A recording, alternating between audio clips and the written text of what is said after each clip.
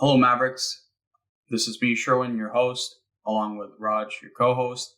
And this is our second episode for the podcast series. The series is here to help you geared and get more accustomed to what it takes to be a more cyber-aware Maverick. So the topic for today is multi-factor authentication and what it's all about. So multi-factor authentication is essentially a security method which requires that persons or users verify their identity in two or more ways. The verifications are usually a combination of two or more of these options. You validate your password, you utilize a mobile phone via text or an authenticator app. And you even can use biometrics such as fingerprint, iris, or face recognition when applicable. Now, multi-factor authentication is to essentially have different layers of protection, which makes it much more difficult as a process for a hacker to gain access into your account and into your system. It also gives you a greater sense of awareness as to which account is being signed in to at a specific time. And you also have access to terminate a sign-on because it gives you greater degree of control if it's not you that's accessing your online account at a time.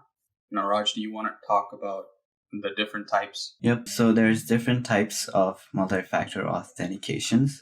You can do the smartphone notification app or the text messaging, as Sherwin mentioned up above. And then there's also a code that can get generated from the app.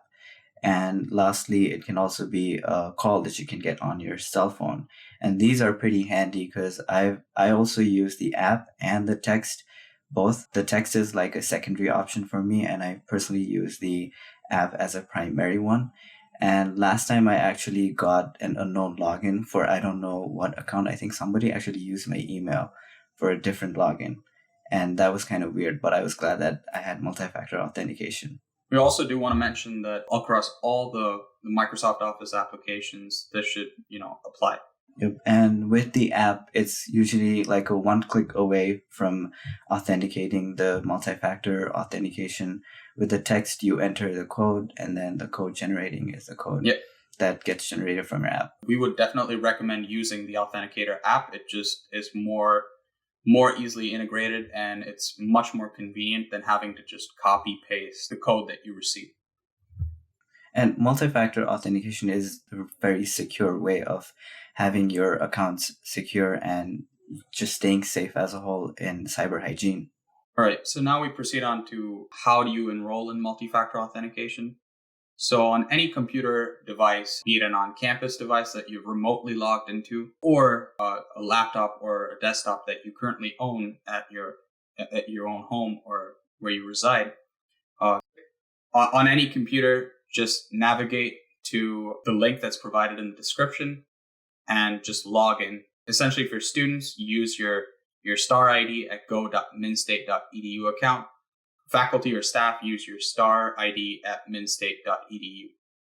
And that should get you started and enrolled in the process. We've also included in the documentation, the visual documentation, a bunch and variety of screenshots to help keep you guided through the whole process.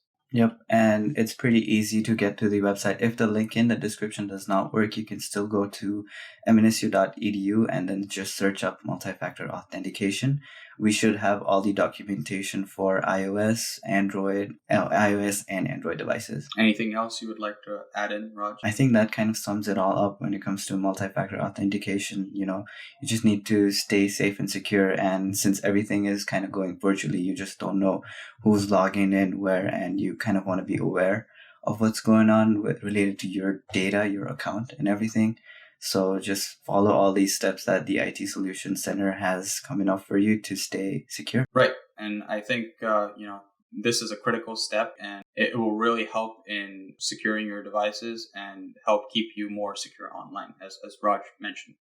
Thanks for listening, and we look forward to having you join in for our next episode. Thank you.